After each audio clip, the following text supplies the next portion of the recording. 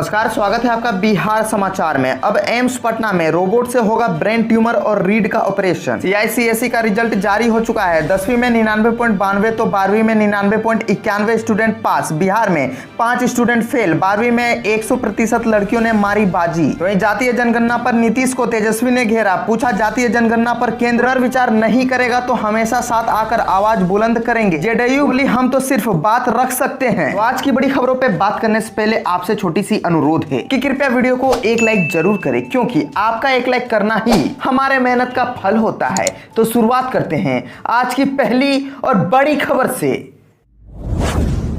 चुनाव आयोग ने जारी किया खास आदेश। बिहार में पंचायत चुनाव को लेकर दूसरे राज्यों से मंगाए गए सभी ईवीएम का 20 अगस्त तक फास्ट लेवल जांच होगा। राज्य निर्वाचन आयोग ने सभी जिलों को सभी ईवीएम का FLC कराने का निर्देश दिया है। इसी को लेकर सभी जिलों को संबंधित ईवीएम निर्माता कंपनियों से तकनीकी विशेषज्ञों को आमंत्रित करने को लेकर पहल करने के भी निर्देश दिए गए हैं। 20 अगस्त तक सभी जिलों में FLC की प्रक्रिया पूरी कर ली जाएगी। इसके लिए सभी जिलों के जिलाधिकारी सह जिला निर्वाचन पदाधिकारी पंचायत को आवश्यक निर्देश जारी किए गए हैं। आयोग सूत्रों के अनुसार जिला प्रशासन की विशेष निगरानी में ईवीएम का फास्ट लेवल जांच किया जाएगा। संबंधित ईवीएम निर्माता कंपनियों के इंजीनियर चुनाव आयोग के दिशा निर्देश पर सभी जिलों में जाकर जांच करेंगे। ईवीएम की जांच के दौरान प्रशासन के अतिरिक्त उक्त क्षेत्र के प्रमुख संभावित प्रत्याशियों को भी आमंत्रित किया जाएगा। सूत्रों के अनुसार पंचायत चुनाव में इस्तेमाल होने वाली सभी 1,88,000 ईवीएम की फास्ट लेवल जांच की जाएगी।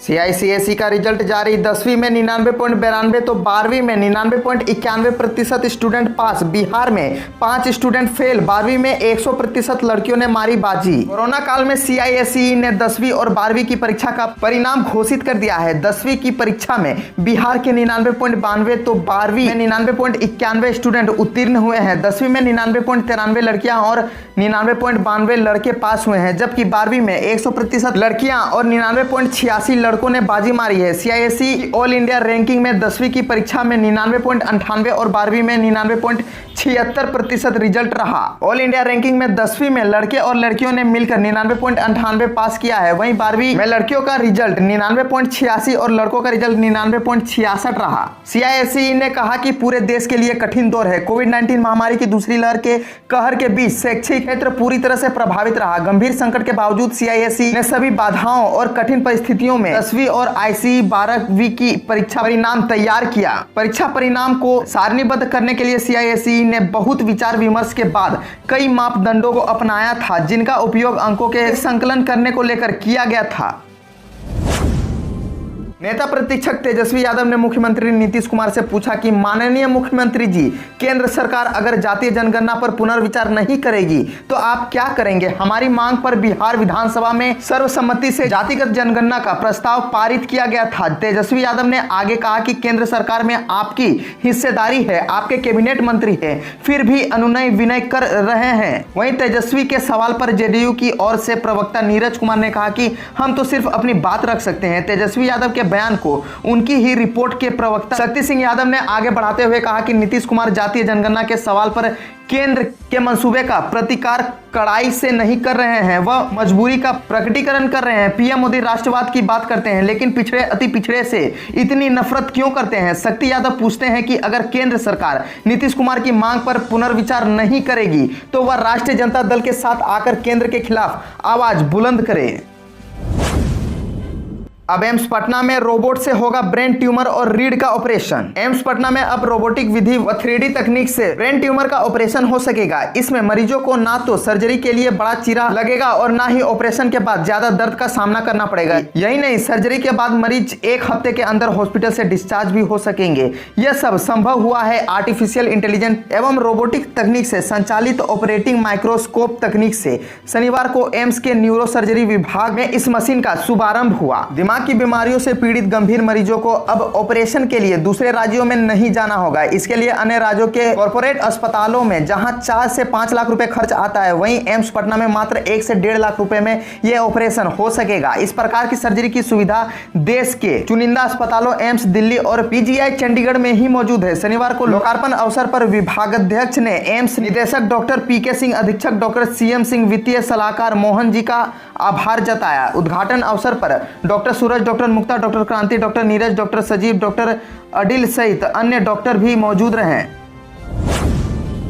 लोजपा प्रदेश अध्यक्ष प्रिंस राज ने की सीएम नीतीश कुमार के कामों की तारीफ। लोजपा के प्रदेश अध्यक्ष बनने के बाद समस्तीपुर सांसद प्रिंस राज पहली बार शनिवार को पटना आए। पटना हाईवे अड्डे पर पार्टी कार्यकर्ता ने उनका स्वागत किया। मीडिया के सवालों पर उन्होंने मुख्यमंत्री नीतीश कुमार को कुशल और अनुभवी राजनेता बताया। कहा कि सीएम ने अब तक राज्य के लोगों के हित में कई बड़े काम किए हैं। चिराग की आशीर्वाद यात्रा से जुड़े सवाल पर कहा कि कोई भी पार्टी यात्रा निकाल सकती है। राजनीतिक व्यक्ति जनता का आशीर्वाद लेना चाहता है। जातीय जनगणना पर कहा कि गरीबों और आम जनता के हक में कोई भी कार्य हो उसे सरकार को करना चाहिए। बता दें कि पार्टी में टूट के साथ भी प्रिंस राज अपने चाचा पशुपति कुमार पारस के साथ थे, लेकिन उस घटना के बाद अब तक वह बिहार नहीं आए थे।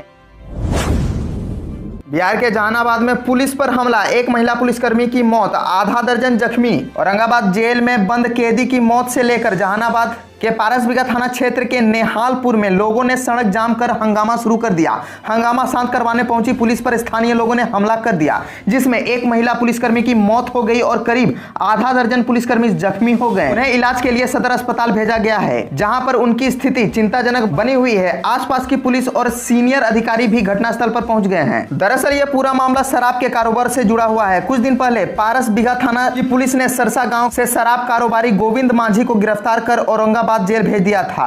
उसकी शनिवार को जेल में मौत हो गई। इसकी सूचना मिलते ही गांव के लोग भड़क गए। इस पर शराब कारोबारी को थाना में मारपीट करने का आरोप लगाते हुए जहानाबाद अरवल NH 110 को जाम कर दिया और हंगामा करने लगे। मामले की सूचना मिलने पर पारसबिगहा थाना की पुलिस जब घटनास्थल पर पहुंची तो सड़क जाम कर रहे ग्रामीण आक्रोशित हो गए।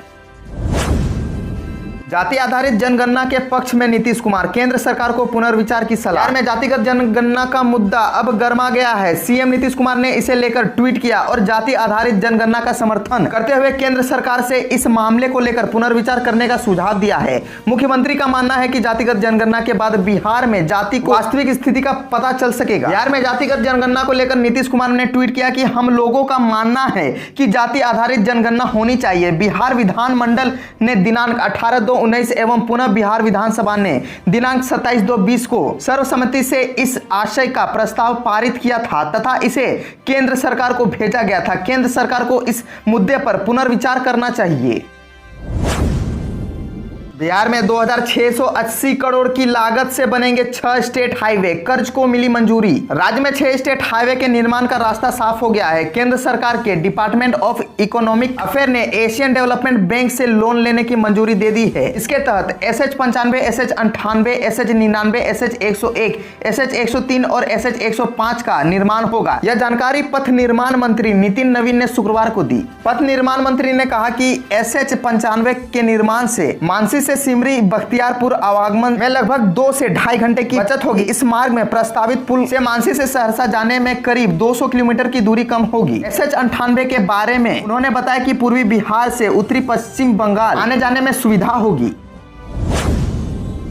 करीब 3 साल बाद जेल से रिहाई के बाद राजद अध्यक्ष लालू प्रसाद यादव दिल्ली स्थित अपनी बेटी मीसा भारती के घर स्वास्थ्य लाभ ले रहे हैं, पर एक बार फिर लालू परिवार पर संकट के बादल मंडराने लगे हैं। दरअसल चारा घोटाला के सबसे बड़े मामले डोरंडा कोषागार से अवैध निकासी केस में दोबारा सुनवाई शुरू हो गई है और जल्द ही फैसला आ सकता है। अब लालू परिवार समेत उनके समर्थकों को चिंता सता रही है कि अगर इसमें मनोनुकूल फैसला नहीं आया तो कहीं लालू यादव को एक बार फिर जेल जाने का नौबत न आ जाए। बता दें कि डोरंडा कोषागार मामले की सुनवाई रांची हाईकोर्ट में चल रही है। मिली जानकारी के अनुसार 139.5 करोड़ रुपए के अवैध निकासी वाले चारा घोटाले के इस 5वें और आखिरी मामले में फैसला जल्द आ सकता है। दरअसल इस मामले में वर्चुअल सुनवाई हो रही है। करीब 2 महीने से इस मामले की सुनवाई बंद थी। सीबीआई इस मामले की काफी पहले से ही लालू यादव सहित 100 से अधिक आरोपियों के खिलाफ चार्जशीट दायर कर चुकी है। राजनीतिक दलों में झंडा बैनर इस्तेमाल पर रद्द होगी उम्मीदवारी, एक वाहन की ही अनुमति। बिहार में पंचायत चुनाव निष्पक्ष, पारदर्शी और शांतिपूर्ण तरीके से कराए जाने को लेकर बिहार राज्य निर्वाचन आयोग ने तैयारी तेज कर दी है। आयोग ने मतदान से लेकर मतगणना की प्रक्रिया तक चुनाव के बेहतर संचालन के लिए कर्मियों की प्रतिनियुक्ति को लेकर भी कई तरह की खास निर्देश जिला निर्वाचन पदाधिकारियों को दिया है। बता दें कि पहली बार पंचायत चुनाव में ईवीएम का प्रयोग किया जा रहा है, इसलिए चुनाव पारदर्शी हो इसको लेकर कर्मियों की प्रतिनियुक्ति नियुक्ति भी महत्वपूर्ण है। इस बार मतदान केंद्र पर पहले की तुलना में कर्मियों की संख्या भी अधिक होगी। इस बीच आयोग ने उम्मीदवारों के लिए भी कई निर्देश जारी किए हैं। बिहार पंचायत चुनाव के राजनीतिक पार्टी का झंडा बैनर इस्तेमाल करने वाले उम्मीदवारों की खैर नहीं होगी। चुनाव आयोग ने सभी जिलों के डीएम को निर्देश जारी कर कहा है कि यह सुनिश्चित किया जाए कि कोई भी कैंडिडेट किसी भी पार्टी का झंडा लेकर और बैनर साथ न रखे। आयोग ने कहा कि ऐसे उम्मीदवारों की तत्काल प्रभावी से उम्मीदवारी रद्द की जाएगी। चुनाव आयोग ने इस पंचायत चुनाव में प्रत्याशियों को नामांकन के समय ही एक वाहन के इस्तेमाल की अनुमति दी है। उम्मीदवारों के एक से अधिक वाहन के साथ जाने की अनुमति नहीं है। इसके साथ एक ही प्रस्तावक नामांकन के समय मान्य होंगे। राज्य निर्वाचन आयोग के नामांकन को लेकर जारी निर्देश के तहत कोरोना से बचाव को लेकर इस प्रकार के एहतियात बरतने पर जोर दिया है।